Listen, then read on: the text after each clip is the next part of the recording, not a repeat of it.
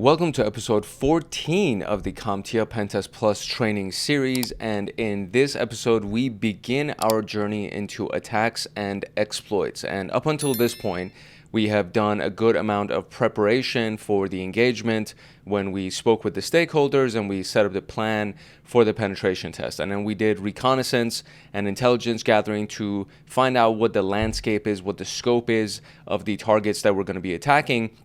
And then after that, we looked at a bunch of different vulnerabilities. So up until this point, you would have done the engagement, you would have figured out what your targets are, and you would have scanned all of your targets to see what their vulnerabilities were. And now we're going to be talking about how to prioritize and prepare attacks against those given vulnerabilities, against those given targets. So from here on out, it just gets more and more exciting, in my opinion, because we actually get to start talking about a lot of the fun stuff, for example, attacks and exploits. And so this is where hacking really starts to kick in.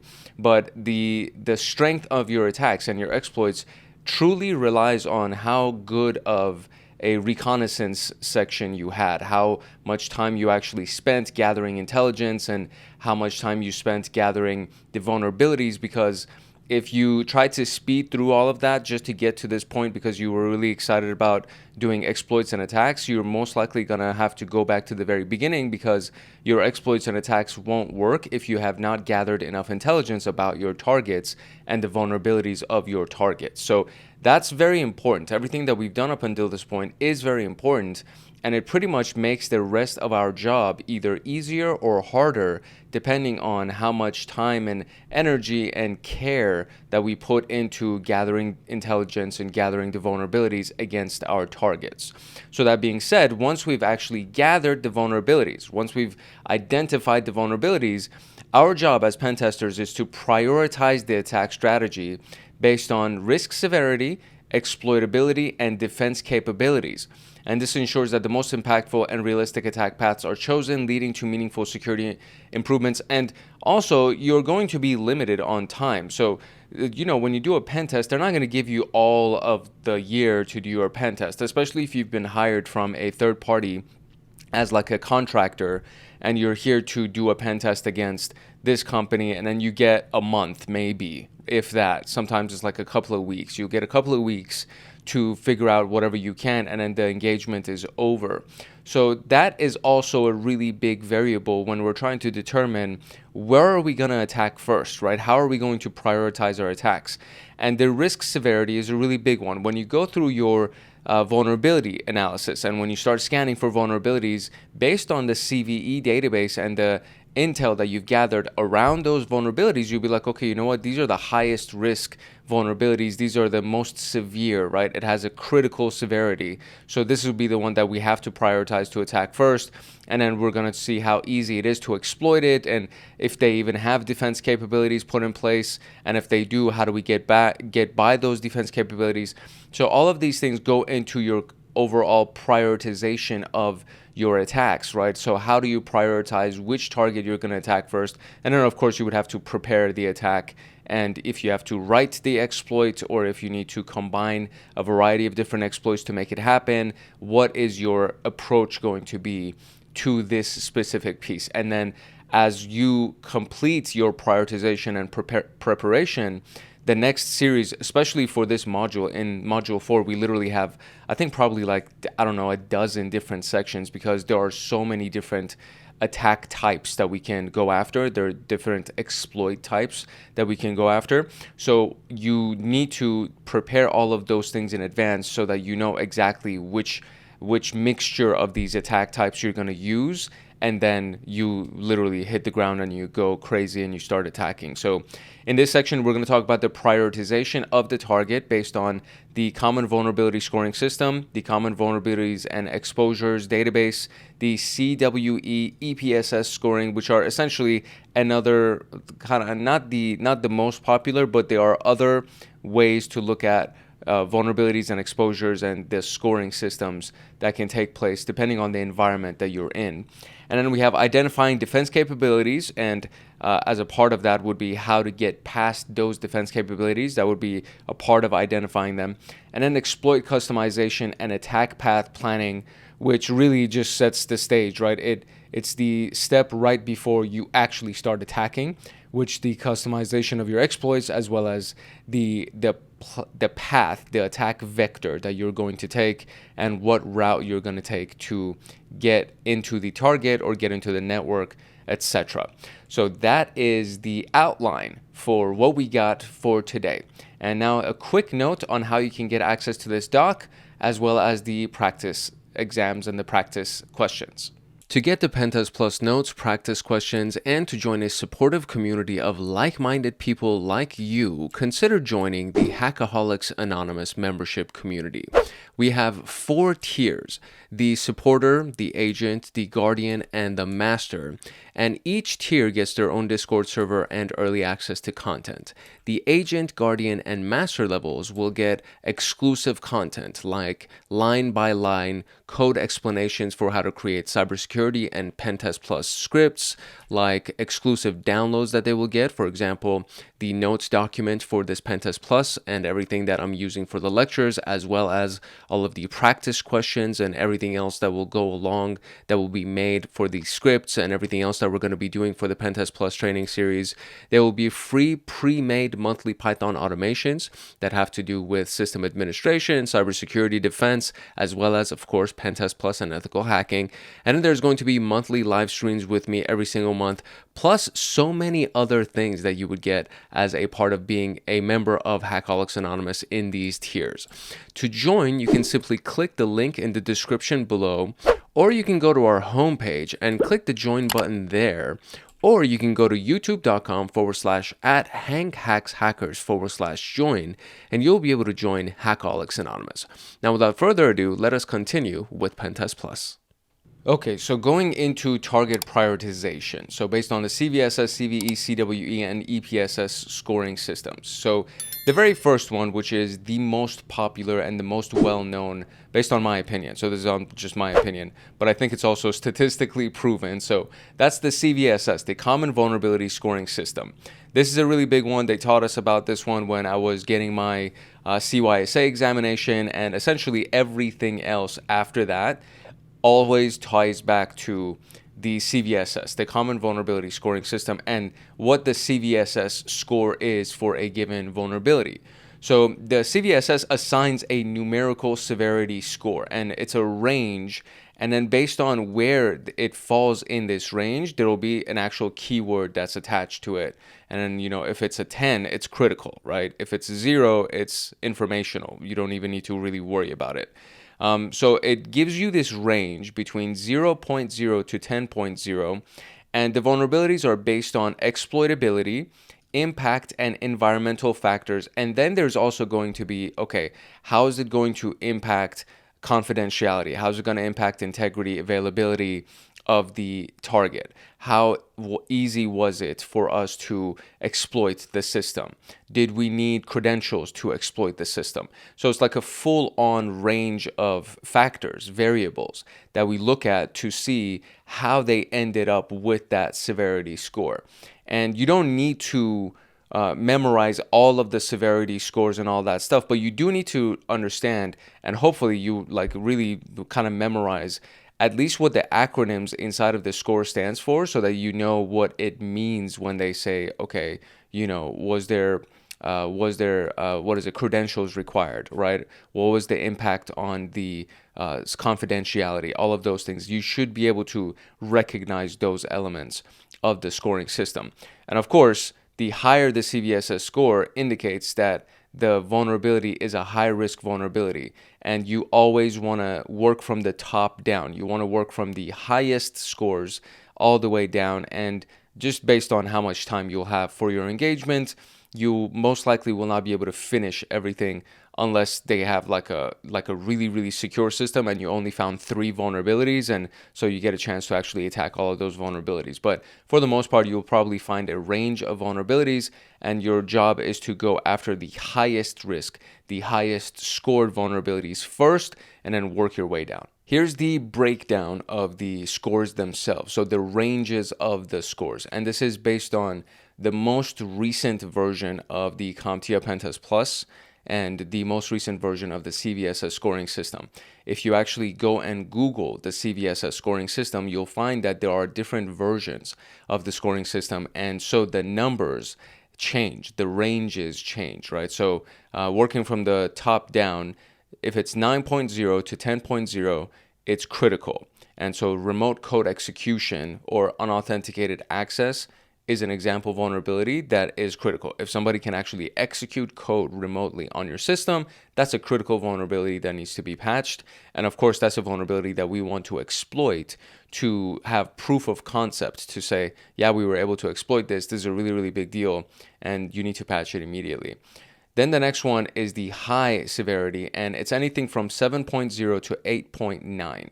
And so this is things like SQL injection vulnerabilities, where you can get access to the databases, right? A relational database through some kind of an SQL injection attack. Or privilege escalation. I get into your system and now I have a way to escalate my privileges to make myself an admin. And when I do that, I get to do a bunch of things that only admins should be able to do and a hacker should not get access to. Then you have medium, which is 4.0 to 6.9. And this is things like cross-site scripting, XSS, and of course, security misconfigurations. And these things are still important, right? They're not critical or high, but these are still important. Cross-site scripting errors or cross-site scripting vulnerabilities are still a big issue, because if there's a hacker that's complex enough that they understand how to inject something into your source code or into your website to get access to whatever, then that's an issue. That's something that needs to be fixed. The things down here, the 0.1 to 3.9, are considered low, and it's information disclosure or some kind of a redirect. These things are not that big of a deal, but if you have the time and energy to fix them, you would fix them. However, they should be included in your report when you report your final findings. And most likely you won't get a chance to actually exploit these specific things because you're going to be focused on this one, right?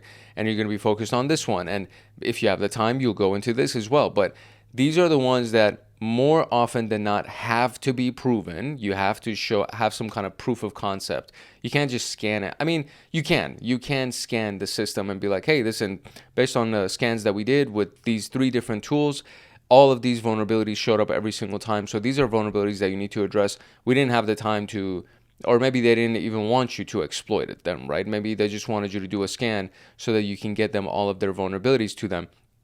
And maybe they just didn't want you to actually continue with that and actually hack into their systems, which is fine. It's always a possible use case.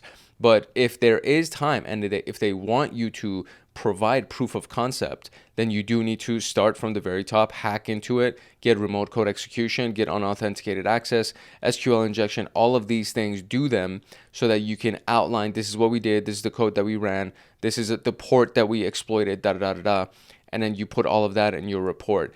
The stuff down here needs to be in the report, even though you're probably not going to get the time or the chance to actually exploit them and things like that. But they do need to be outlined in the report. Okay, so this is an example CVSS calculation for a remote command execution exploit, vulnerability, I should say. And the score obviously is 9.8, and it makes it a critical. And so this is how it looks, okay? And this is what you need to be able to recognize, right? So this is the 3.1 version of the CVSS scoring system. And then we have these individual elements that are impacted, okay? Starting from the very top, you have the attack vector, which in this particular case is network-based, meaning that they don't need to be in the local environment or they don't need to be on the actual machine. So when you see N, it means it's network-based, which means that they just need a network connection. They could do this remotely, which is a big issue, right? So if they can do it from outside of our building or outside of our local network, then that actually it increases the severity of this particular vulnerability, right? If they have to be on the local machine to execute this, then it decreases the severity of the vulnerability. The next one is the attack complexity, so AC right here. The attack complexity is low, so you would have low, medium, and high, so L, M, and H. So in this particular case, if it's low complexity, it means that it's easy. It's actually easy to exploit because it's not complex for us to exploit this thing. So that also adds to the severity of this vulnerability. If it had a high complexity, then it's not easy to exploit. It lowers the severity of the vulnerability. And then we have the privileges required, so PR.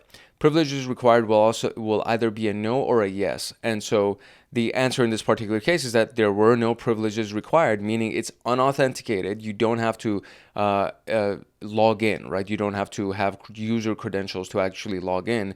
And again, that increases the severity of the vulnerability. If there were privileges that were required, then it would lower it. So the opposite of this would be what? If this was L for local, meaning you had to be on the local machine, that would be low severity. If this was a high complexity, so H, if it was a high complexity attack complex, or the attack complexity score was high complexity, it would be low severity.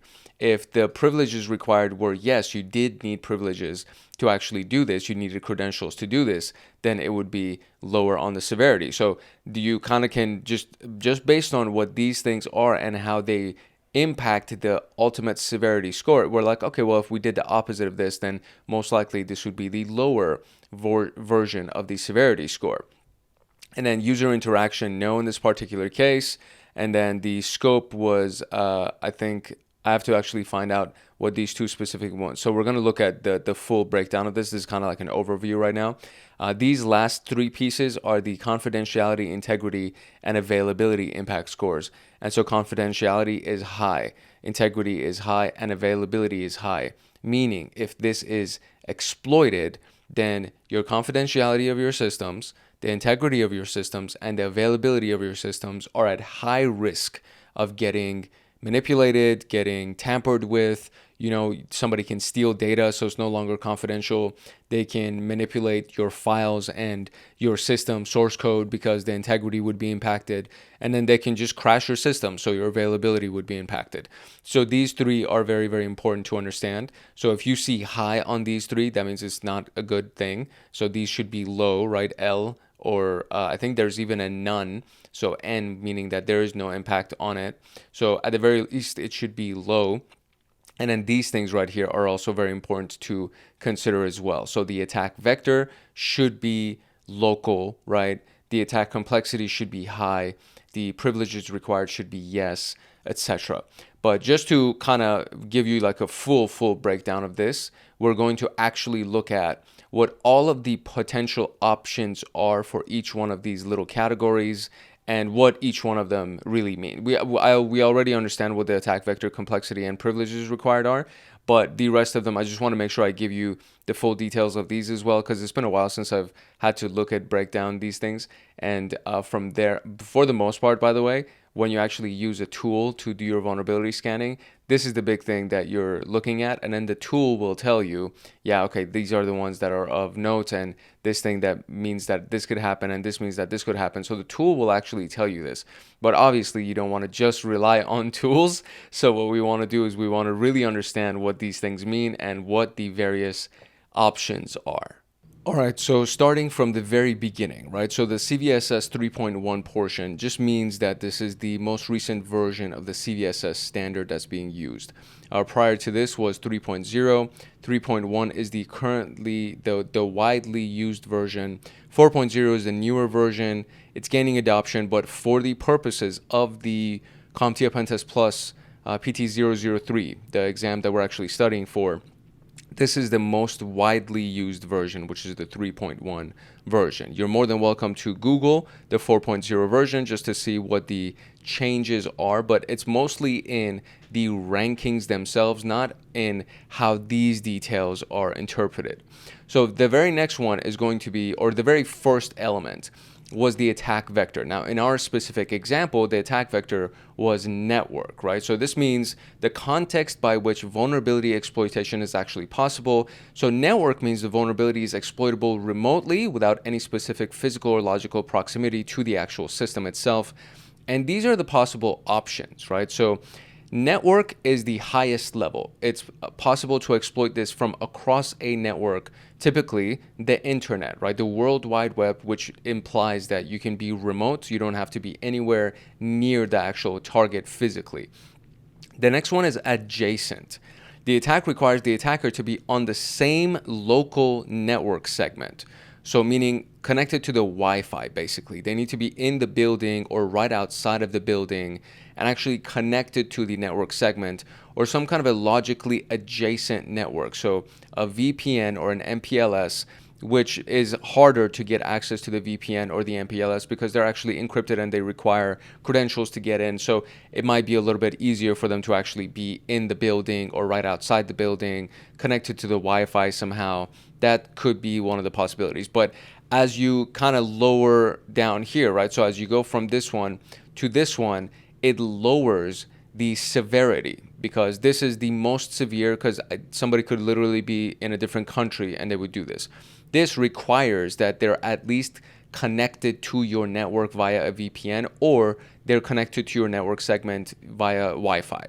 This is local and it requires local access to the system, meaning they actually have to be on the system, right? The keyboard or the console or some kind of an interactive shell like SSH or remote desktop. Now, here's the thing.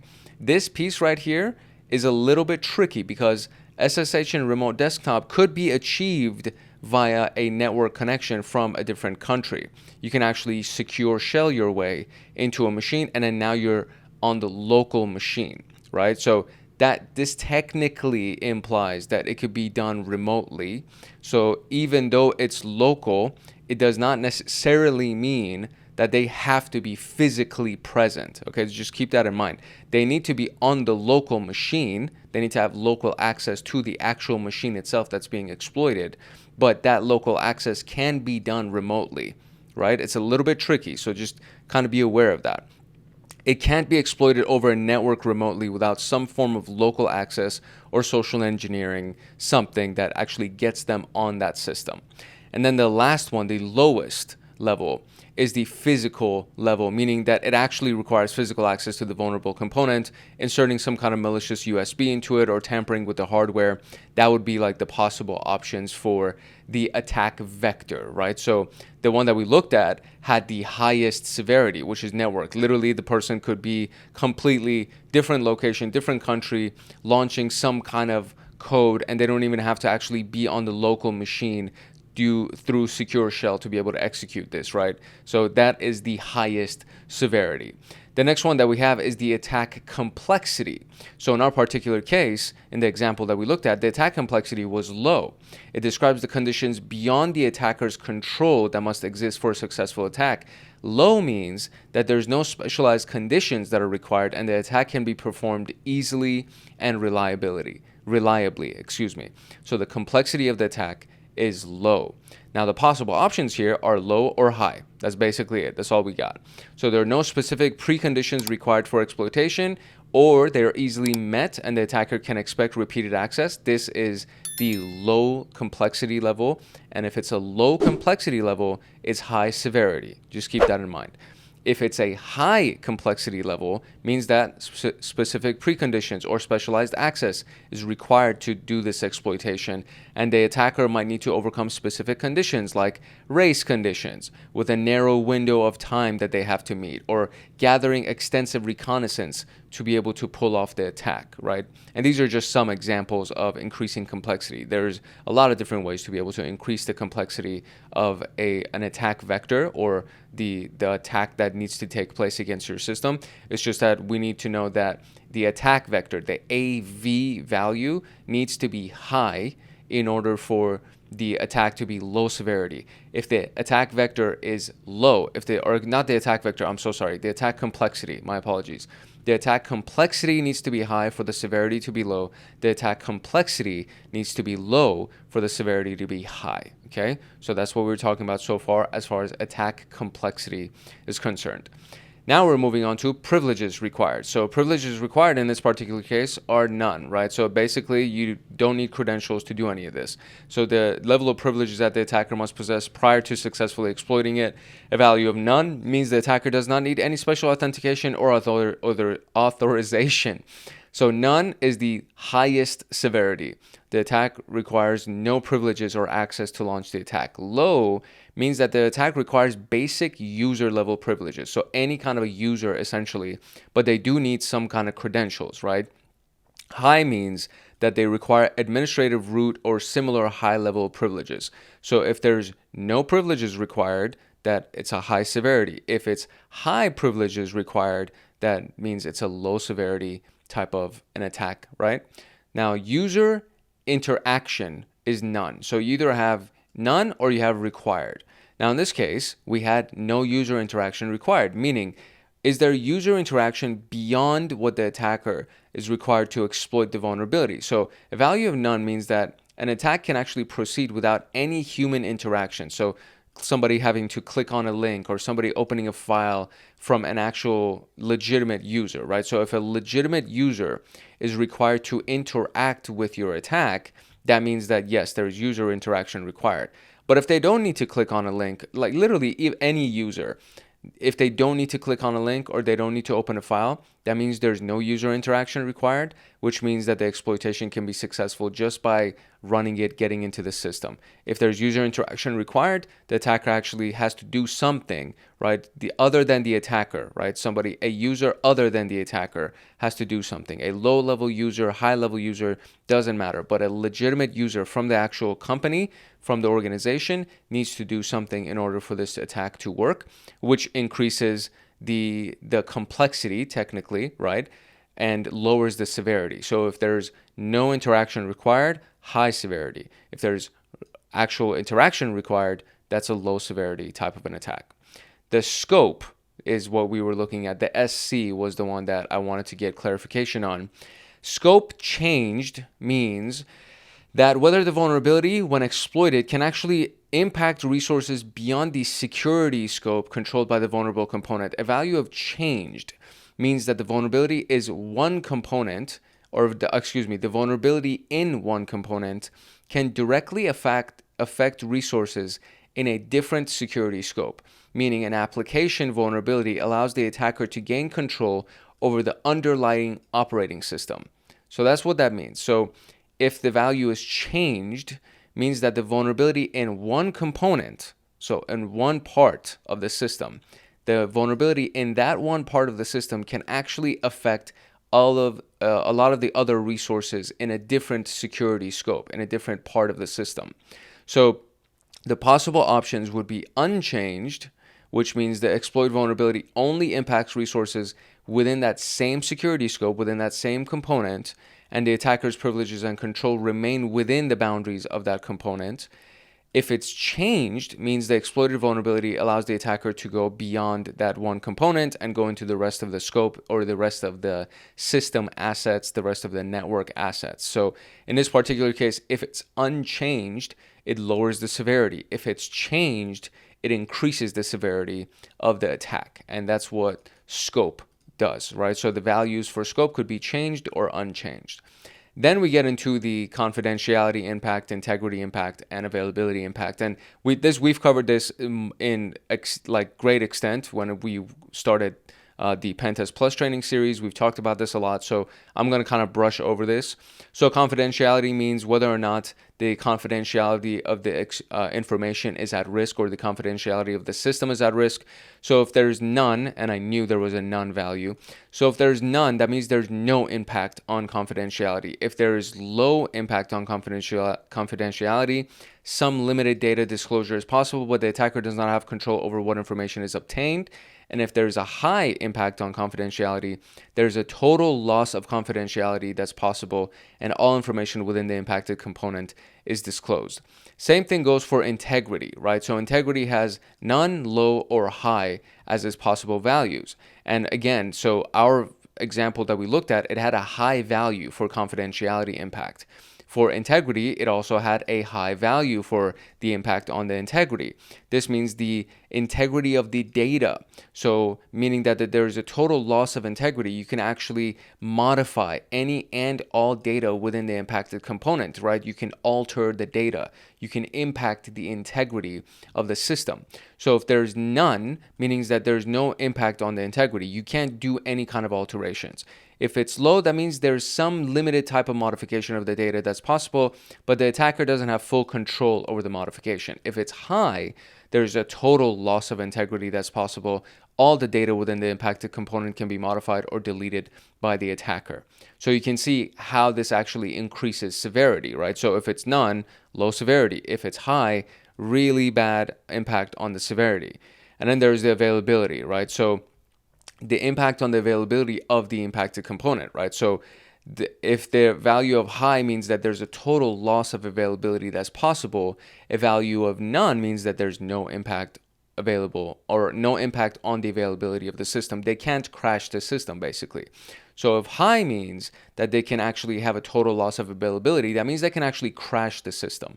They can crash the network. Legitimate users can't access the impacted component or any of its resources. So none means low severity, low means kind of severe, high means there's a very high amount of severity that's attached to this. So just by looking at the CIA portion of this, so let's go back to just the final version at the bottom right here.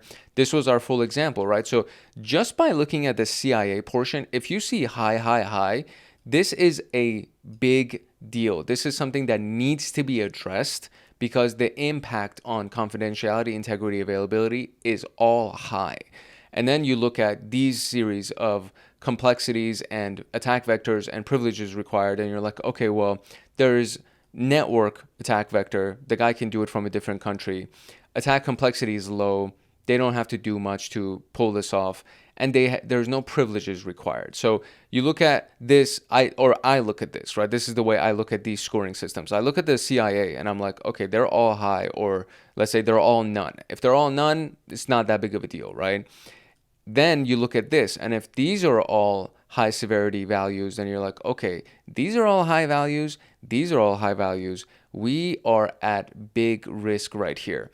And then there is no user interaction that's required. And then the scope can be changed, meaning that they can go from one impacted component to another impacted component. So 9.8 out of 10 is insane. Like, you need to understand, it's pretty much a 10. You know what I mean? It might as well be a 10. So this exploit, this specific exploit, it can be remotely done over a network. It's easy to exploit. The attacker doesn't need any special privileges. There's no user interaction required from a legitimate user. The impact goes beyond the initially vulnerable component, meaning that not just the system that was attacked, but everything else can actually be exploited. And then the successful exploit has impact on CIA, confidentiality, integrity, and availability, and there's a high loss. There's a high risk of all of these things being affected. So this is a very big deal when it comes down to a specific vulnerability being analyzed. And now you understand what each one of these sections mean and what they stand for and what the potential values are for these things. This is going to be a big thing when you go through your examination or when you go through your daily job as a pen tester or a vulnerability analyst. These are big issues, right? This scoring system is going to come up a lot. You're going to be looking at the scoring system from a variety of different tools. You're going to need to know how to decipher it. You need to know what each one of these things stands for and what the values potentially are and how it will actually affect your overall prioritization, right? How it will affect your prioritization of your attacks as you move forward with the rest of your exploitation phase. All right, moving on to common vulnerabilities and exposures. And this is a global database of publicly disclosed vulnerabilities. And we've also looked at this several times throughout this training series. This is an example of what it looks like. And typically it starts with the year. So it always starts with CVE. And then it gives you the year that it was documented and discovered. And it'll give you an actual ID for that specific vulnerability. And so this one is the log4shell remote command execution vulnerability. And we can find this in a lot of different ways. So when you're trying to find exploits for those vulnerabilities, you can just take the vulnerability ID and then go ahead and search for it inside of the exploit database, as you can see right here, or you can run search exploit and then search for the vulnerability ID, and then it'll try to find Metasploit compatible exploits for that specific vulnerability. You can also launch Metasploit and then just use the search command to search for that specific vulnerability ID. There are a lot of different ways to actually do it. The exploit database is one of the most popular, and then if you have access to Metasploit or search exploit, then you can go ahead and launch that through your command line and find it that way as well. And the search exploit, just so you know, search exploit requires an internet connection so that it can get you the most recent version of it. Otherwise, it'll rely on its internal database. And Metasploit as well. So anytime that you launch Metasploit, one of the key ideas, or any command line tool really, one of the key ideas is to run the apt update, the apt update command, to make sure that everything is updated and is the most recent version, so that whatever exploit you're looking for or anything that you're looking for inside of that computer will search through the most recent databases. So if I go to the exploit database and just search for that ID, then we can see, oh, you know what, it does. So maybe I remove the CVE portion of it. So 2021, there we go. So I removed the CVE portion of it and I just left the 2021 44228, and then we can see that, you know, remote code execution, log4j remote code execution, and we can see that these are the potential exploits that we can use. And if we click on it, we can actually go inside and they'll give us the source code for it. And then there's even instructions in here. If you read through the comments, if you read through the comments at any portion of this thing, you will also find potential instructions on what you need to do to make sure that this thing actually works for you when you run it. It does, again, all of this tracks back to your reconnaissance and your vulnerability analysis to make sure that the stuff that you found during those phases are actually relevant. Because if you run this on a system that is not vulnerable to this CVE ID that you can see right here, if it's not vulnerable to that, then it's wasted time and energy and effort, and you're gonna probably walk away kind of pissed. So just keep that in mind, right? All of these things will rely on how well you did your recon and vulnerability analysis. This is just an example search exploit to look for the exploit, so that I'm not going to spend a lot of time on this. This is very self-explanatory. You just call on the search exploit tool you provided with the vulnerabilities ID, and then from there it'll find any exploits that are already available for you inside of Metasploit.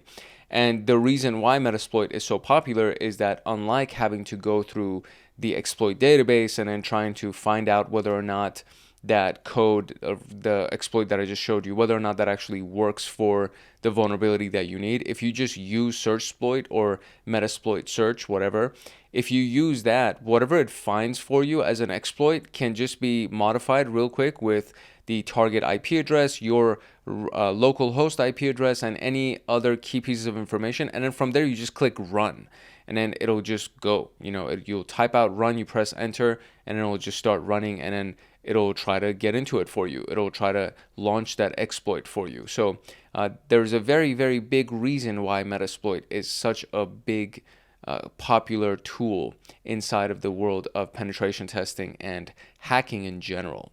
Our next piece is the Common Weakness Enumeration Score, also known as the CWE. And so the CWE categorizes the weaknesses of a given software that can lead to a vulnerability. So for example, CWE 89 would be for SQL injection.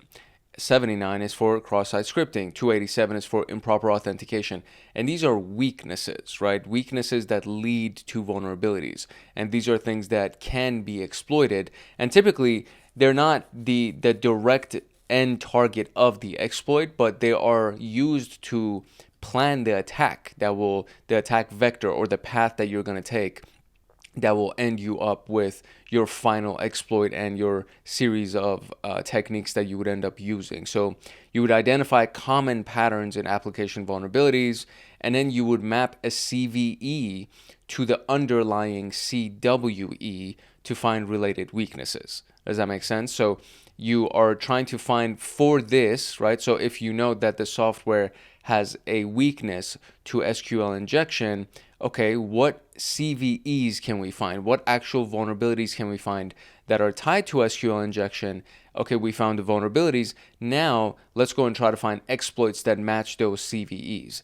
So the CWE will lead you to finding the CVE, and then the CVE will lead you to find the exploit that you're going to end up using for that given weakness category or vulnerability in general. So this is an example of that process. So you have the CWE20 that is a weakness that is mapped to the 2021 44228, the improper input validation for the log4j, the one that we just looked at. So the actual weakness that maps to that vulnerability is the CWE20.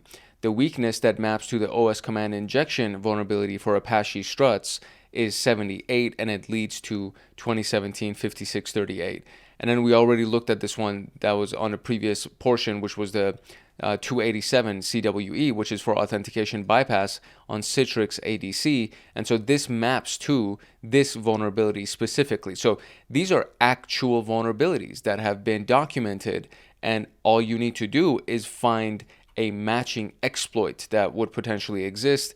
And if you're lucky enough, there's a potential exploit that already exists. And if you were able to find this, right? So if you find this and that leads to this, that means that you actually ran a scan against the system that has not been patched fully yet. Because if the vulnerability is from 2019 and you were able to find it by running a scan on the current system, that means there's already an exploit. Guaranteed there's an exploit that exists for that vulnerability. Most likely it's even inside of Metasploit. So it makes it, fairly easy to take advantage of this weakness that leads to this vulnerability, and then you can go ahead and just run your exploit. So if any of the CVEs that you find are, let's say, 2023 and older, there's a guarantee that there are exploits that already exist. But honestly, even if it's 2025, as I record this, right? So it's 2025, June of 2025. If you find something that's been dated 2025 and it's inside of the CVE database, and you scan a system and the system is vulnerable to that specific dated vulnerability, that means that it hasn't been patched. It hasn't been updated, which means that whatever that vulnerability is that exists can actually be exploited and you can get into that system. If it shows up, right? So if you scan it and the ID itself shows up, that means they haven't patched it yet, which means you can then go ahead and exploit it. If these actual IDs exist, that means there's already mitigations that exist. There's remediations that exist. You can fix these things. Otherwise, they wouldn't post them. So if these things exist, that means the fixes, the patches for them exist. And if you scan it and you find it, that means whoever was running that system did not patch it, which means you can then exploit it. Now, the EPSS is actually a really interesting one. This predicts how likely it is for a CVE to be exploited in the wild, meaning in the real world. So it'll go from 0.0 to 1.0, 0.0 being low risk, 1.0 being high risk of active exploitation out in the wild. And this is based on real world threat intelligence and exploit trends. So these are things that have occurred or are occurring.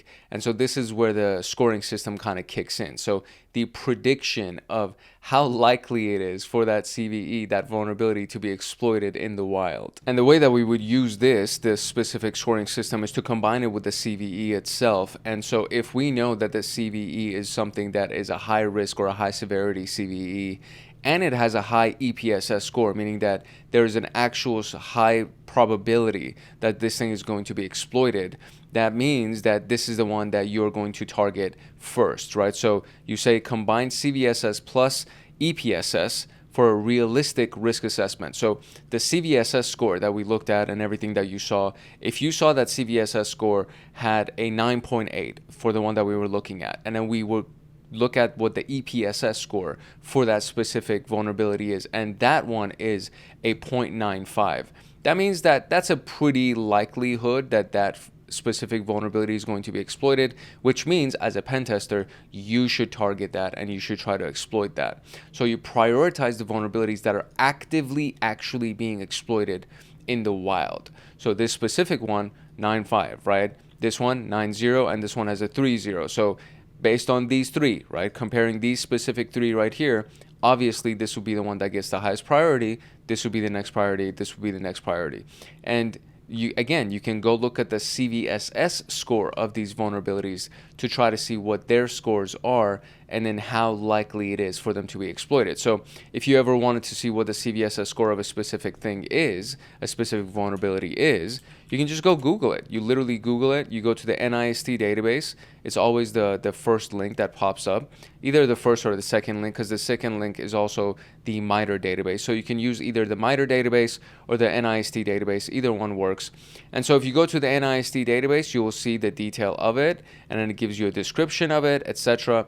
And then you go down here, right? So the CVSS version 3.0, what's the score of this? 10.0. This is a critical score, right? This is the highest that it can actually go.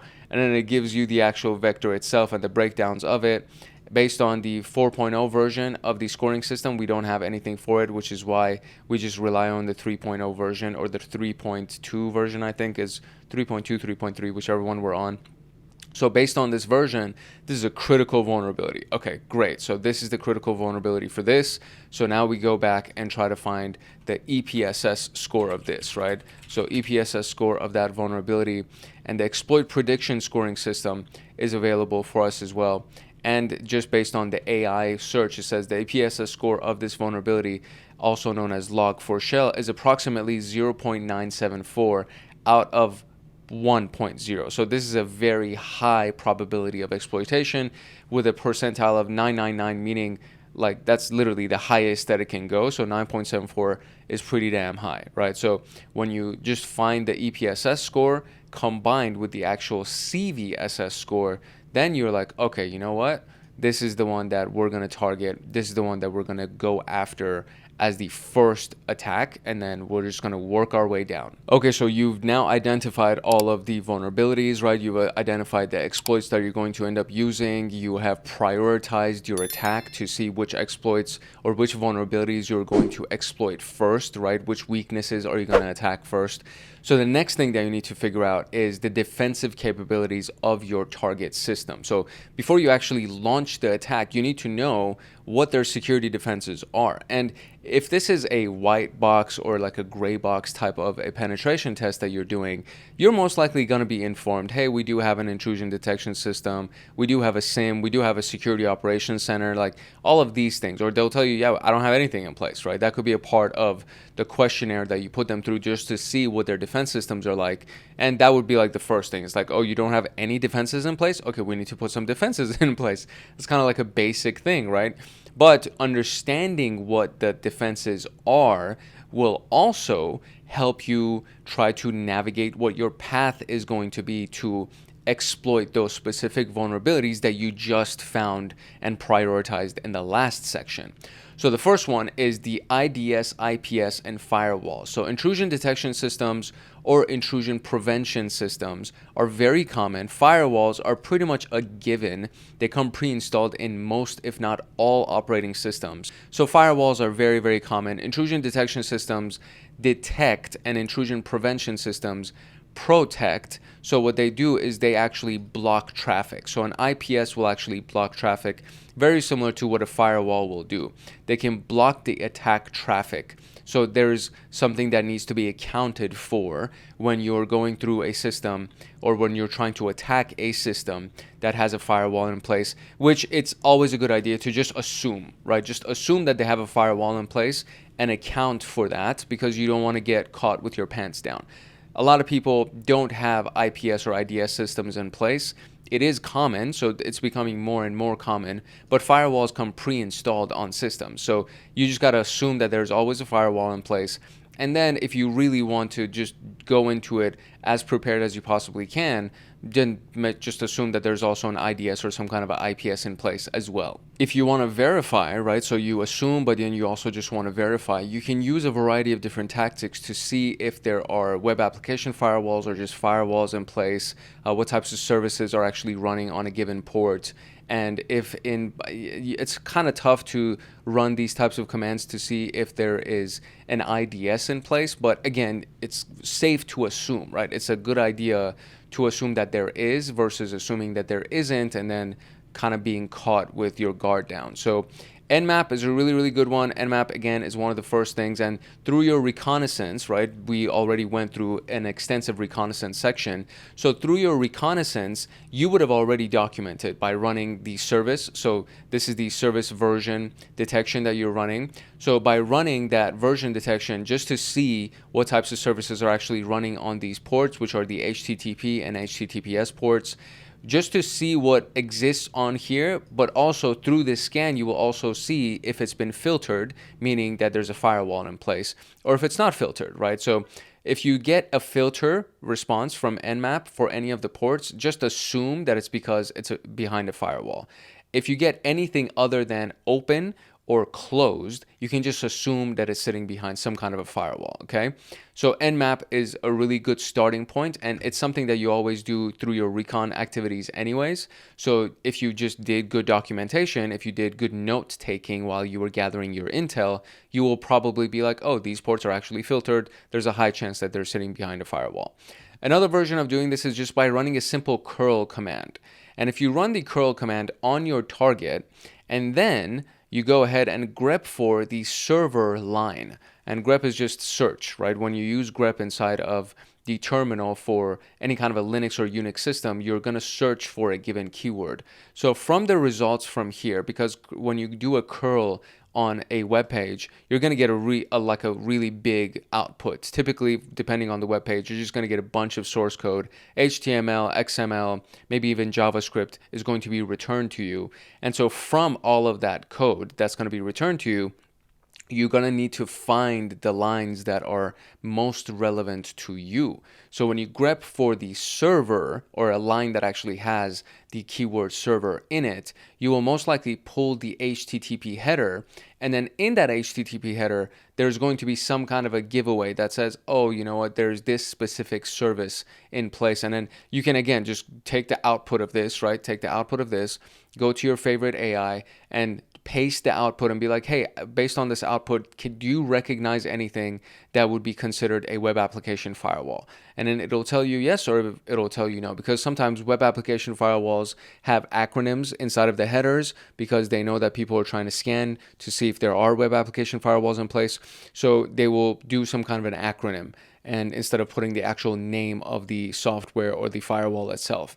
So you would just use that output, right? You would take that output, take it to your favorite AI, and the AI can analyze it. And based on its massive data set, it'll say, you know what, I think this is a web application firewall. And then there's another tool, which is a command line tool. It's called WAF woof. So web application firewall woof, I guess, which implies that it's, sniffing for a web application firewall. And you just run that. It needs to be installed on your system, obviously. So as long as you have this installed on your system, you just run it against your target domain name, and then it can detect whether or not there is a web application firewall in place. Now, assuming that there is one in place, then you need to start planning for the way that you're going to evade those specific application firewalls. And there are two common, very powerful, kind of proven ways to do this. One of them is obfuscation. And obfuscation is just another way of saying disguising your source code or disguising the payload. And it can be done through encoding mechanisms. It can be done through packing, where you pack the source code itself so it can't actually be detected by looking at some kind of a signature-based detection. Because if you use a pre-existing exploit, most likely there's a signature that already exists, and so the web application firewall can actually detect it based on that signature. So you want to disguise it, right? You want to pack it to at least make it seem like it's not what it actually is. And then there's another way where you can compile source code. And when you do compiled source code, then at that point, it's not the original source code that's being viewed. And so the original signature also goes away. So you can send compiled source code that would, or not even compiled source code at that point. It's like assembly code. When you do a compiled source, when you compile this source code, it turns into assembly code. And then that ends up being kind of another way to avoid detection, assuming that there's also no signature on the firewall to detect the assembly code, right? Or the obfuscated code. Obfuscation is usually more reliable than just trying to, I guess, or packing, I should say, because technically there can be databases that also store signatures of the assembly code as well as obfuscated code. Depending on the tactic that you use to obfuscate the code, it could give a different signature. So this part kind of requires a little bit of creativity to go through this. It is beyond the scope of this training series and beyond the scope of CompTIA's PenTest Plus certification exam. This is more of kind of like an overview, anything for PenTest Plus, even though it's deeper and more detail oriented than what we do inside of junior pentester. It's still not at the maximum level of complexity where we start talking about, all right, here are all of the different ways that you can obfuscate code or obfuscate payloads. But it is something that you can go learn about. And again, I always rely on learning these types of detailed things from my favorite AI, and I just go to 2 or 3 different ones. I use Gemini, I use Meta AI, and I use GPT. And then I give them the same prompt, and then I want to see how they're going to teach me about a certain topic. And a lot of times they all provide, like, they have similarities, but they also provide other extra details. And you're like, oh, okay. So, and it starts to fill in some of the gaps for you. And encrypted channels are just, it's very, very self-explanatory. So if you use HTTPS instead of HTTP, or if you use secure shell tunneling, which is another form of encrypted connection, it's a little bit easier to get your payload across without it being detected through the signature-based firewalls or anything like that. That being said, to be able to get an SSH tunnel to the target requires some kind of a user credential where you can actually connect to it, or you would have had to do some kind of other exploit to get that SSH connection, and then you can transfer your payload to do the latter part of your exploitation and take the action on your objectives. So the initial part of the exploitation is getting that encrypted connection, and then after that you can go ahead and transfer that payload over to do the second or third or fourth phase of your exploitation. The next element of a system's security or of a network's security is something known as an endpoint detection and response tool, so EDR. And I guess antivirus kind of falls under that as well, but EDR tools, things like CrowdStrike, they're very popular. Microsoft Defender is very popular, and Microsoft Defender also comes pre-installed with most versions of Microsoft these days. Sentinel-1, I believe, is from IBM. And so these things can detect lateral movement and privilege escalation tactics. And when you're trying to do something like that, you also need to keep this in mind, right? So the attacks themselves are rarely straightforward. Exploitation is rarely straightforward because, for the most part, if it's a Microsoft system that is past, let's say, 2012, you can count on the fact that there's Microsoft Defender that's installed on it. And it's going to be doing extensive logging, and there are going to be pop-ups that are going to pop up and alerts that are going to pop up that will detect types of lateral movement. The key word here is detect, right? Endpoint detection. So the response part of it has to be configured. So either there's somebody sitting there and manually responding to whatever alerts pop up, or they've configured the system to respond. Now, if it's a small business, if it's a small company, if they don't have a defensive team, but they do have Microsoft Defender installed on their computer, there's a good chance that they haven't configured the appropriate response mechanisms. So you can technically still proceed with whatever you're trying to do and then erase your tracks after the fact. You can do that because Microsoft Defender will detect it, it'll log it, it'll send some kind of an alert, and somebody has to respond to that, right? It's rare that it's going to automatically respond if it hasn't been configured to do so. It could be that the default settings were for it to drop any kind of connection or to block any kind of connection. That could be the case. But again, these are things that if you're a good hacker, you would just assume that that's the case, and then you would try to find some kind of a workaround for it. But this is the next layer of security. So you have the firewall or the intrusion detection system, and then the next layer of security would be, okay, once we get past that, there's probably antivirus that's in place that if we try to install some kind of a malware, the antivirus is going to get triggered, or there's some kind of an EDR system that's in place that if we try to do lateral movement or move between systems or try to escalate our privileges, that's going to be triggered. So we have to assume that there are multi-layered security in place. There are ways to detect for potential antivirus or potential EDR systems in place. One of them would be to just go through the list of processes that are inside of a system and to see if you can find the name of it. So for example, if you just get process, it lists all of the processes that are running currently on that system, and then you pipe the output into this specific command right here, and you try to find Defender, for example, or you try to find any of the other ones, Sentinel-1 or something like that, and you try to find that specific keyword to see if that process is actually running. This implies that you're already in the system. So keep that in mind. You can't just run get process from your computer to try to get something from a target computer. You need to already be in that system for you to be able to search through the processes and see if Defender is in place. Reg query, to go through the registries to see if any of these things are in place. So for example, under the software Microsoft Windows current version uninstall, you want to see if there's antivirus software that's inside of the Windows registry, right? So you go and you query this specific registry. This is typically where the antivirus software hints or evidence of any of those things are actually in place. And so from there, you can see what's inside of that registry and then sift and sort through that to see if there's actually antivirus that's available. And then you can do process injection to actually bypass AV antivirus detection. And so there is a way that you can actually run Mimikatz directly by executing the Mimikatz executable, but there is a way that you can run a different software that has Mimikatz inside of it, and then you would invoke Mimikatz, right? So when you run the invoke Mimikatz, it's not technically, it's not the same as you actually running Mimikatz. And so when you invoke Mimikatz using a separate process and then you inject this one inside of it, then you do just a dump creds, which is one of the key functions that's inside of Mimikatz to dump all the credentials so that you can get access to them.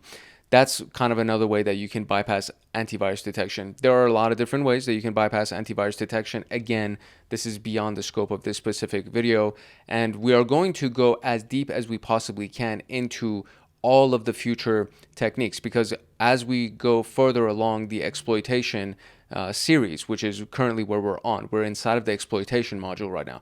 As we go further along with this, you'll find that we're going to talk about specific attack strategies, and then we'll go into as much detail as we can about those strategies.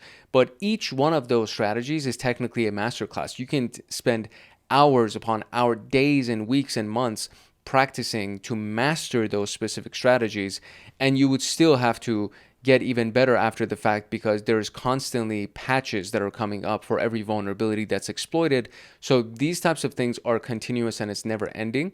So you just need to try to figure out which category, which subcategory of exploitation you're most interested in, and do a deep dive on that to try to learn as much as you can about that. These things are just everything that we're going through, especially in this video, are more surface level introduction to what these techniques are and what can be done to avoid defenses and all of those things. But again, every single one of these line items can just be a course by itself. And that will most likely be something that I will end up doing further down the line. But right now we're just focused on getting PenTest Plus information out to you. So you have this, and then we'll go deeper into each one of these things later on. Okay, so now we're at the place where we need to talk about the customization of your exploits and the planning of your path, the attack vector that you're going to use, the path that you're going to take to execute your exploits and your overall strategy for the attack. The modifying exploits for evasion, I've already touched on this, so I'm not going to like beat this to death here, but pre-built exploits, for example, the stuff that you would see on the exploit database, are often detected by antivirus, endpoint detection response, or web application firewalls because there is a signature that exists for these pre-built exploits. And every time that you update your antivirus or EDR or WAF or whatever, anytime that you do those updates, the signature database of these tools also updates. And so whatever the vulnerabilities are that have been discovered, that have been exploited, all of the pre-built exploits, those signatures are added to the databases for these defense tools. Therefore, it just becomes very, very easy to detect these pre-built exploits. There's this key word called a script kiddie. And a script kiddie is somebody that just uses pre-built exploits to run whatever attack that they're running. And usually they get detected because those pre-built scripts are already inside of a database for these tools, and so they're easier to detect than something that's been manually written.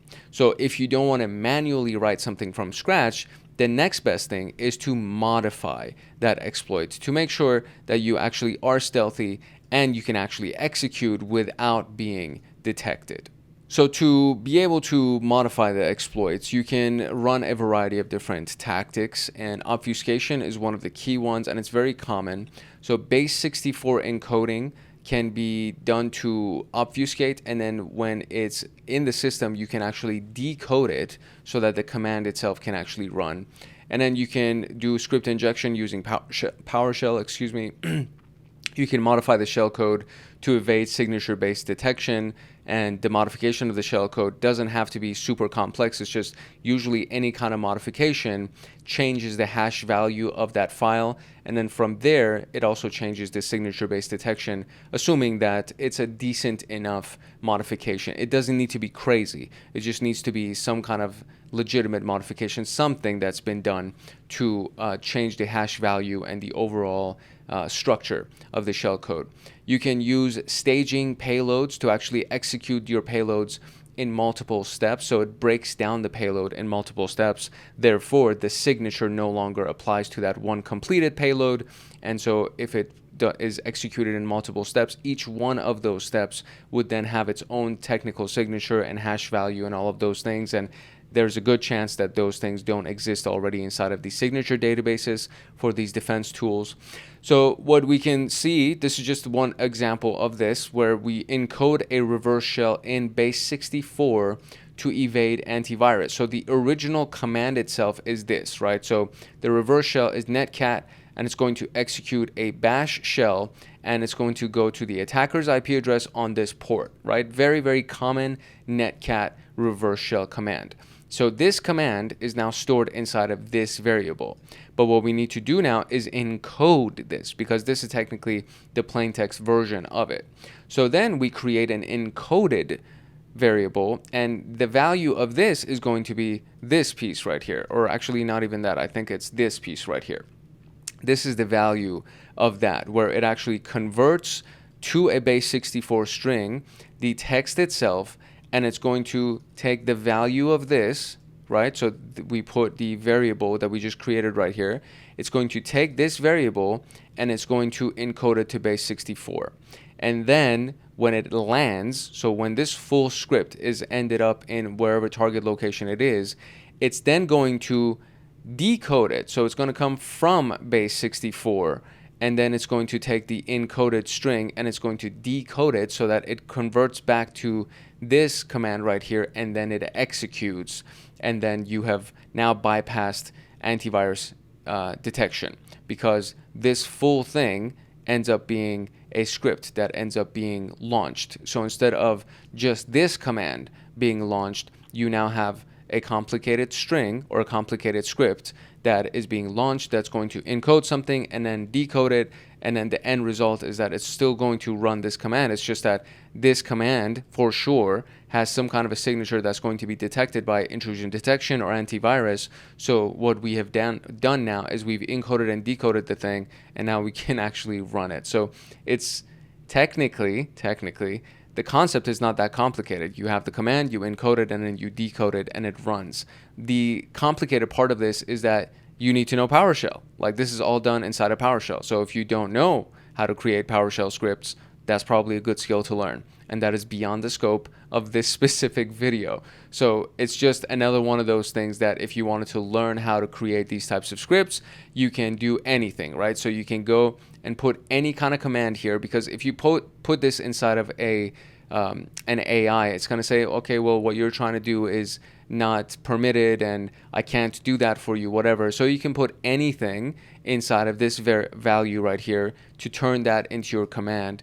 And then the rest of it can just be done by the AI for you. And then what you can also do is just, hey, listen, just explain to me what these different elements are so I understand how to do this in the future myself. And that's how you can learn how to do PowerShell, okay? So this is just one example of encoding a reverse shell in base 64 to actually obfuscate the payload. And then once you transfer this payload, once you transfer this shell, this script, then you're going to bypass antivirus, because it's not just transferring this, right? If you just had this inside of a script, this would most likely get detected, but you have this full thing right here, and most likely that will get past the firewall and the antivirus and the intrusion detection and endpoint detection, etc. Which brings us to the planning of our attack path. So what is an attack path, you may wonder? I feel like it's self-explanatory, but it's just a structured approach, right? It's a dedicated, outlined, step-by-step approach to exploiting a vulnerability in the correct sequence. So that's, just imagine what a path is, right? You go from point A to point B, then you go from B to C, then C to D, and so on. And so things need to be done in a specific sequence, in a specific order, to actually achieve the maximum impact, to get the job done. So this is an example of this. So you want to exploit this, which is log4shell, right? And this would allow you to gain a remote shell. So that's your first attack path, or the step of the attack itself, where you first would need to gain remote shell access, right? Once you've gained the remote shell access, you need to escalate your privileges, and you can do this using Mimikatz or invoke Mimikatz, right? And then you would dump your credentials. And then you would do a lateral movement technique, and you can use Bloodhound to actually outline that path for you, to show you what domain or what path you need to take from one user to another user to another user until you end up at the domain admin account. And then you can exfiltrate the data if you want to, or install malware or whatever, right? Do whatever it is that you actually need to do, which is your final stage. This is a very basic attack chain. What can happen is that you know, obviously you've done all of your reconnaissance up until this point, so you know exactly what vulnerability you're going to exploit. So let's say you exploit it, and now you've gotten remote shell. Before you do privilege escalation, you want to run any of the previous commands that we went through to see what kind of endpoint detection security system is in place, one type of antivirus is in place, and all of that stuff, just so you can navigate the next series of steps accordingly. And then let's say you have found them, or you didn't find them, whatever, then you do privilege escalation, then you do lateral movement, etc., etc. So it's a 1, 2, 3 kind of a thing, right? So you can't do exfiltration, obviously, if you're not in the system. So that's kind of like where the logic part of it comes in, where the common sense part of it comes in. If you're not in the system, you can't exfiltrate any data from the system. If you're not in the system, you can't move from that system to another part of the system. So these are the pieces that seems common sense, but some people kind of jump the gun because they really are excited, or as soon as they get into a system, they're like, oh, I'm just going to start exfiltrating data. And it's like, okay, well, it may not even be the data that you want. Maybe you're just doing something. And then what happens in that case is that the exfiltration is going to set off red flags. It's going to set off alerts. And then your IP address and everything that you're doing at that point is now going to be blocked. And now you have to find a new way in, because whatever you did to gain access to the system will also go on their radar, and they're like, oh shoot, they exploited this one vulnerability we had, so let's go patch this vulnerability so they can't do that again. So you won't get the same chance twice. It's very, very unlikely for you to be able to do the same exact attack twice, because the first time that you do it, you're going to set off a bunch of alarms, which is going to cause them to fix all of those vulnerabilities.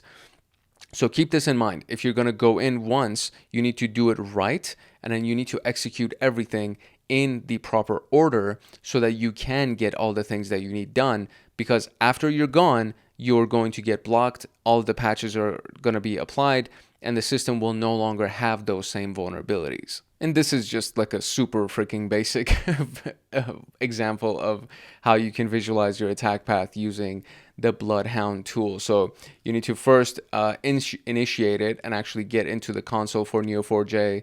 And then once you're there, you just start Bloodhound, and it'll identify privilege escalation paths that exist in Active Directory and tell you, from which user you can go to the next user until you finally end up at a domain administrator level or some kind of administrator level. Which now brings us to our practice questions section for section 4.1, which is the prioritization and attack path section. The question formats for everything that we do inside of the PenTest Plus series, and really any of the other CompTIA courses that I've done as well, has to do with the format of the actual examination. So there's multiple choice questions, right? So you get multiple choices, you get one answer, multiple response questions where you get multiple choices and you have to make 2 or more answers. And then you have performance-based questions like scenarios or mix and match or anything along those lines. And so inside of the slideshow that I'm about to share with you, we're going to go through multiple choice, multiple response, and we're going to go through scenario-based questions. Inside of this document that you're seeing right here, there's also mix and match questions and a variety of other performance-based questions as well. And then most likely what you're going to see through the exam is they'll give you the response of a specific tool, and then they'll say what tool was used to do this, or they'll give you a command and then they'll say, okay, what would be the result of this command? And the stuff that you're going to see inside of the slideshow is not identical to what's going to be inside the pen test exam, because there are NDAs that get signed when you go and do these exams, and we are forbidden as teachers from sharing this information with you, from sharing exact questions with you from the examinations. It becomes a very, very big issue. If you get really, really high scores, it sets off alarms. So somebody getting a perfect score on any CompTIA examination is a big issue. And immediately you're going to get pulled to the side. They're going to start doing an investigation. How did you get a perfect score? All of those things, because it's impossible to get a perfect score. So if you do get a perfect score, that means somehow you cheated, and that ends up being an issue. So that's not something that you want to happen. You just want to get a good understanding of the information and the logic behind finding the answers. And that's exactly what I try to do in these practice questions, is that we'll display something, I'll give you a question, we'll look at the answers, and then we're going to go through the logic of why the right answer is the answer and why every other answer is not the right answer. So that way you can understand how to think, right? How to actually come to that conclusion instead of just trying to do a bunch of memorization. Because ultimately, if you just learn the material, you will pass, right? That's the big piece right there. So instead of just trying to cram for an exam and try to memorize answers to questions, it's just much better to learn the content and learn how to come to a conclusion, which will ultimately end up with the right answer. So that being said, let's go into the slideshow. All right, so here we go. This is the slideshow. You can get access to this slideshow and the notes document by joining Hackaholics Anonymous as an agent's level member or above, so agent, guardian, or master. And there's literally hundreds upon hundreds of slides inside of this thing. And if you wanted to get access to practice questions and the notes and things like that through CompTIA directly, you would end up paying several $100s. So for $25, you can join as a cyber agent, and then you get access to this and every future course as well. And these things have been used by people to study for CompTIA examinations and passed their exams. And I share those success stories in our community section, so you can actually see those testimonials. It's not something that really is just made up. So I pride myself in making sure that I provide you with the most value possible to prepare you for the examinations and ultimately for your end job, like whatever job you end up taking in any of these categories. I want you to really know what you're doing. So anyways, let's get into it. So prioritizing and preparing attacks. What does the CVSS score primarily represent? The number of systems impacted by a vulnerability, the severity of a vulnerability based on impact and exploitability, cost of remediating a vulnerability, and vendor-specific bug tracking system. So it's not vendor-specific. And it doesn't have anything to do with the cost of remediating something. And it also doesn't share with us the number of systems that are impacted. There is an element to the CVSS score under the scope that says, whether it's unchanged or changed, if you remember that part. So it does kind of tell you whether or not it can impact other systems, but it doesn't tell us the number of systems. So it's the severity of a vulnerability based on impact and exploitability. Which of the following elements are factored into the CVSS scoring? And we're going to select 2 here. So impact on CIA, for sure. Yeah, right? So that's the last 3 scores. Exploit complexity and required privileges. That was actually in there as well. Monetary cost of patching, not even anything close to that. Vendor name and geographic location, not even close to that. So it has to be A and B. Yeah, there you go. So what does the EPSS, the exploit prediction scoring system, help a penetration tester understand? So this is basically the probability, right? So how likely is it for this exploit to be used in the wild, as the text said? And it goes from 0.0 to 1.0, right? So the potential cost of an exploit, no. The probability that a vulnerability will be exploited, that's the answer.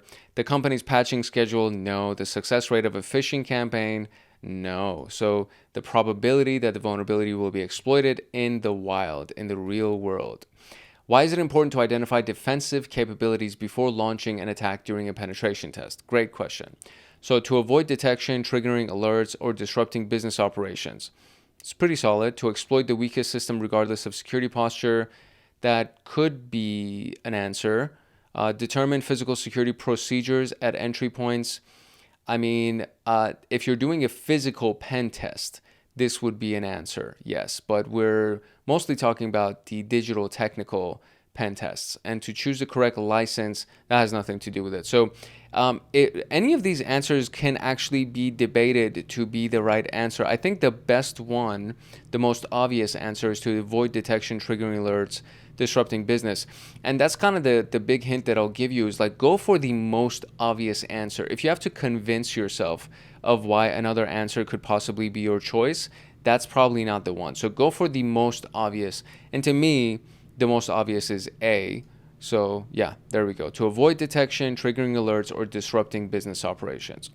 Which of the following defensive mechanisms should be identified before attempting exploitation? And so we're going to do 3 here. So defensive mechanisms, we want antivirus, we want endpoint detection, we want the, what else do we have? The web application firewall, intrusion prevention, all of those things. So endpoint detection and response, definitely. Intrusion detection prevention, definitely. User behavior analytics doesn't really have anything to do with us. I'm sure that exists, but has nothing to do with us. Public IP address of the pen tester. I have no idea why that would be considered a defensive mechanism, so that's definitely not us either. A web application firewall, yes. So it would be A, B, and C. Or excuse me, A, B, and E. Oh, I guess user behavior analytics isn't it? That can't be right.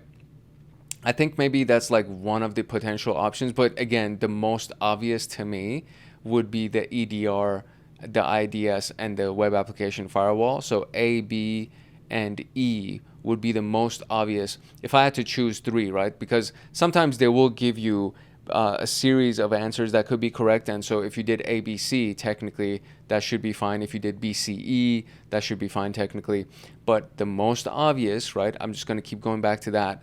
The most obvious to me is the EDR, the IDS, IPS, and the WAF, the web application firewall. What is the primary reason for customizing a public exploit before using it in a pen test? And the primary reason is to avoid the detection based on signature-based detectors, right? So to make the exploit faster could be to remove the original author's comments, maybe to tailor it to the target system's specific environment and defenses. That's really strong, yeah.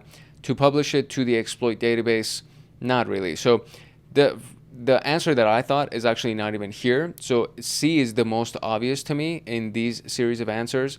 You can actually make your exploit faster if you customize it. You can remove the author's comments, but the primary reason is to tailor it to the target system, specific environment, and defenses. So C would be the answer. So we have a select 2 here. Which considerations are most important where planning an attack? Privilege level required to execute each exploit step, Okay, potential detection points along the path, the company's annual budget, which team member prefers which tools. C is absolute garbage, has nothing to do with this. Which team member prefers which tools, also pretty irrelevant. The privilege level required, really important. Potential detection points, really important. So A and B. All right, scenario, you have identified 2 critical vulnerabilities. One has a CVSS score of 9.8, which is very critical, but it's behind a web application firewall. The second has 7.5, but there are no controls in place. You need to prioritize your attack. Which target should you attack first and why? So 7.5 because there's no defenses due to ease of exploitation. 9.8 because the CVSS is higher regardless of the controls. Neither, both should be avoided. That's definitely not the answer. The one that looks most interesting also is not the answer. I would say 9.8 because if it is a 9.8, it's implying that, you know, the attack complexity is low and the attack vector could probably be network, and it seems the most severe, right? So if we were to try to do like a really good risk analysis, we would be looking at the probability, right? The exploit potential scoring system, as well as the CVSS score. So when we combine CVSS with EPSS, that would end up being the main factors for which one are we going to target first. And so just based on the CVSS, and there's no mention of CPSS, or excuse me, the EPSS. So it's just the CVSS. Just based on that, I'm going to say B. I can see why A would be attractive because there's no defenses in place, but 9.8 is the highest severity. So I'm going to say B, but it says A because it has no defenses due to the ease of exploitation. So I guess that could be an answer. This is super debatable. Like this, it depends on who you ask. I think that the answer could be argued. Both of these answers could be argued. And the 7.5, it is a high vulnerability. There are no defenses in place. So I do understand why that could make sense as the answer. But for me, the 9.8, I'm like, man, this is like super severe. So even though there is a firewall in place, if we get past that firewall, we now have access to the kingdom, right? The kingdom is ours. But this one has no defenses and it's a high vulnerability. So that's fair. I understand that. While preparing to launch a web-based SQL injection attack, you notice the application is behind a firewall and you modify the payload to bypass the common firewall filters. What activity does this represent? We are customizing our exploit. That's basically what we're doing. If we're modifying it, we're customizing it. Post-exploitation lateral movement? No. The vulnerability scanning? No. We're already inside of the attack phase, so we're done with scanning. And defensive enumeration, it can be a part of it because we notice that it's behind a web application firewall. So that could actually be part of the answer, but the last part is you modify the payload to bypass the common firewall filters. So the customization would be the answer that I would choose. Okay, great. So you plan a multi-step attack to pivot from a compromised web server to an internal file server. Each step includes lateral movement and privilege escalation. You map the full chain before execution. So this is the attack path, right? So what are you performing in this scenario? We're doing the attack path planning. We're not doing social engineering because there are no human beings involved that we're trying to exploit. We're not looking at any kind of physical security bypass right now. Even though we're talking about an internal file server, we're coming from a compromised web server and we're going to an internal file server. So it has nothing to do with the physical security. And we're not spoofing a domain name. So we're planning the attack path is what we're doing. Very good. And that's it. So just like that, we were able to finish our practice questions for the section 4.1. In section 4.2, and from 4.2 and beyond, we're going to start looking at specific attack types. And it starts with the network attacks, and it just goes deeper and deeper, and we get more complex, and we look at different attack vectors and all of that good stuff. So section 4.2 is going to start with network attacks. That's going to be dropped next Friday. And depends on when you actually see this, because you could be watching this after this entire series has been done and it's already available on the playlist on the channel. So it just depends on at what point you're watching this series. But if you're keeping along with me as I create these videos, then you know that we drop new episodes every Friday. So next Friday will be the network attack section. And of course, between now and then, if you have any questions about what we talked about, drop it in the comment section below. If you just want to say hi, you can do that. If you want to get access to the slideshow and the notes document, you're going to get a quick little message about Hackaholics Anonymous and how you would be able to join so that you can get access to those things. And apart from that, that is it for today. So it's your boy Hank Hackerson at Hank Hacks Hackers, your favorite network and system attacker / protector. If no one else loves you, Hank loves you. Love, peace, and chicken grease. And I will see you in next week's episode for network attacks. Later. To get the PenTest Plus notes, practice questions, and to join a supportive community of like-minded people like you, consider joining the Hackaholics Anonymous membership community. We have 4 tiers: the supporter, the agent, the guardian, and the master. And each tier gets their own Discord server and early access to content. The agent, guardian, and master levels will get exclusive content like line-by-line code explanations for how to create cybersecurity and PenTest Plus scripts, like exclusive downloads that they will get. For example, the notes document for this PenTest Plus and everything that I'm using for the lectures, as well as all of the practice questions and everything else that will go along that will be made for the scripts and everything else that we're going to be doing for the PenTest Plus training series. There will be free pre-made monthly Python automations that have to do with system administration, cybersecurity defense, as well as, of course, PenTest Plus and ethical hacking. And then there's going to be monthly live streams with me every single month, plus so many other things that you would get as a part of being a member of Hackaholics Anonymous in these tiers. To join, you can simply click the link in the description below, or you can go to our homepage and click the join button there.